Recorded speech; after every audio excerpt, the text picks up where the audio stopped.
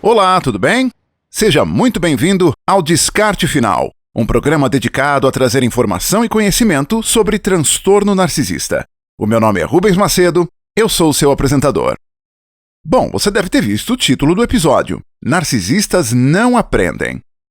Se você acompanha o canal há algum tempo e tem boa memória, você deve estar perguntando, mas espera um pouquinho, não teve um episódio em que você disse que o narcisista tem o desenvolvimento emocional interrompido, mas o desenvolvimento intelectual segue normalmente e pode evoluir muito? Tem sim, disse sim. Mas não é disso que eu estou falando. Vem comigo.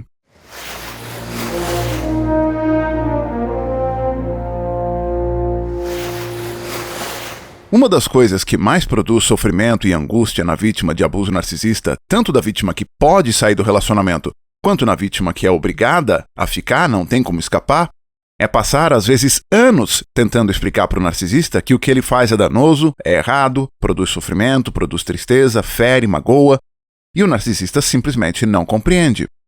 Para a vítima que não pode sair do relacionamento porque existe alguma amarra profissional, financeira, tem crianças menores envolvidas, é meio que óbvio.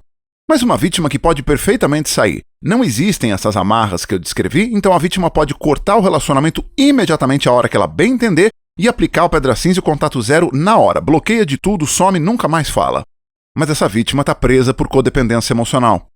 As duas vítimas, tanto a que não pode sair quanto a que pode sair, estão tentando salvar a relação, acham que podem restaurar aquilo. E muitas vezes a vítima pode ser tomada por uma sensação de incompetência, porque ela não consegue explicar de uma maneira que o narcisista entenda. Veja, não se trata disso. É um misto de o narcisista não consegue entender e o narcisista não quer entender. Porque para que o narcisista compreenda que o que ele faz é danoso, prejudicial, fere, magoa, ele teria que ser capaz de fazer uma autoanálise e reconhecer que aquilo que está sendo dito para ele é verdade. E essa é uma capacidade que o narcisista tipicamente não tem. Também num episódio anterior, eu respondi a pergunta e se o narcisista experimentasse do próprio veneno? Essa é uma coisa que às vezes a vítima pode tentar fazer. Tratar o narcisista como ele a trata para ver se isso produz um despertar de consciência e faz com que o narcisista compreenda. Se ele sentir na pele, ele finalmente vai entender. Não vai e isso pode dar muito errado. O narcisista vai sentir o que você fizer? Existe uma ideia muito equivocada de que o narcisista não tem sentimentos. Isso não é um narcisista. Isso é transtorno de personalidade antissocial, é psicopatia, sociopatia. O narcisista tem sim muitos sentimentos, mas o que ele não tem é aquilo que é chamado de empatia fisiológica ou empatia emocional, que é uma forma, vamos chamar de natural de empatia, uma coisa com a qual a maioria de nós é imbuída ao nascer. Ou, na verdade, não ao nascer. O ser humano desenvolve essa empatia, ele adquire essa empatia no convívio com outros indivíduos, na fase de desenvolvimento, quando bebê, quando criança. Um bebê, naturalmente, não tem empatia. Ele precisa aprender, ele precisa adquirir isso no contato com outros seres humanos, tipicamente os pais, que vão ser as referências dele.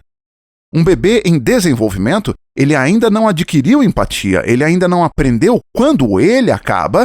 Quando a mãe começa, ele ainda não consegue se separar de objeto externo. Quando um bebê está com fome, ele faz a única coisa que ele pode fazer para manifestar essa fome e sanar o problema. Ele chora. E ele chora, em tese, ininterruptamente, até que alimento seja dado. E quando ele tem essa vontade ou qualquer outra, o bebê não se atenta para a questão de que a mãe só dormiu 2 horas nos últimos 5 dias.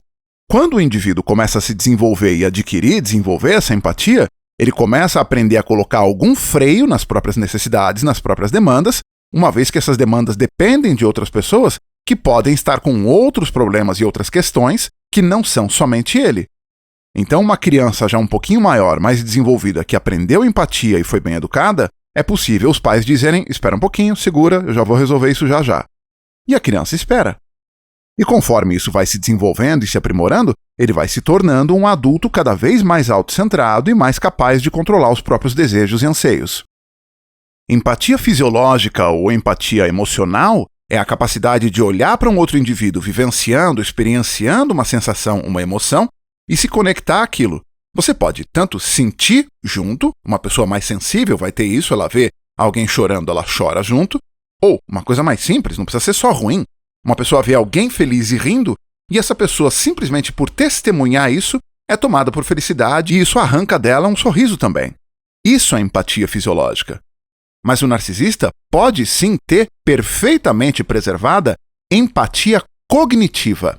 Empatia cognitiva é a capacidade de identificar uma emoção, identificar um sentimento, mas ela não se conecta a ele. É informação pura e fria, ela não tem significado real, mas o narcisista consegue identificar.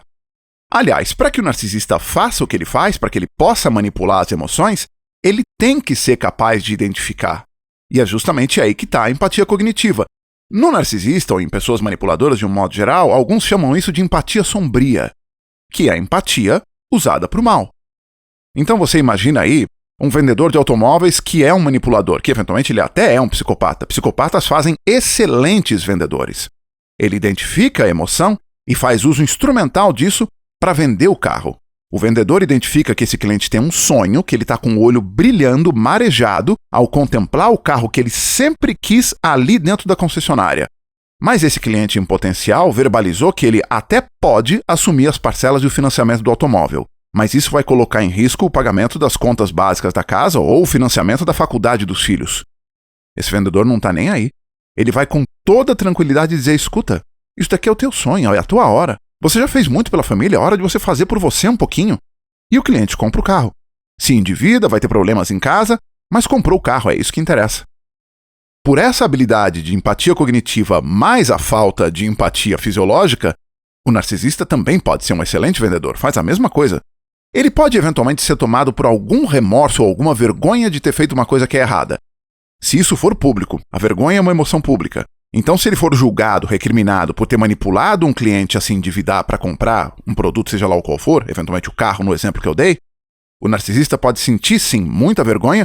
Isso pode gatilhar episódio de ira para ele se defender, enfim, a coisa toda a gente já conhece.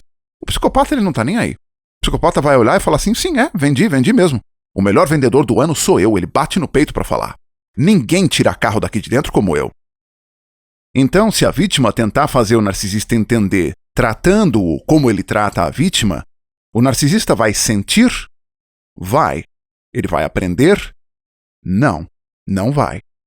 Isso muito provavelmente vai gatilhar um episódio de ira e toda a cascata de consequências que é típica de um episódio de ira narcisista.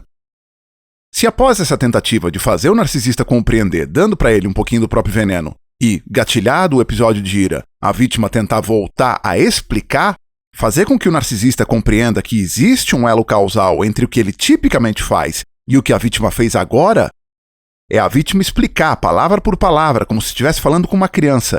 Eu fiz com você o que você faz comigo para ver se você entende. Pode ser pior ainda. Isso pode levar o narcisista a dizer alguma coisa do tipo, mas era só o que me faltava. Quer dizer que é assim que esse relacionamento vai ser?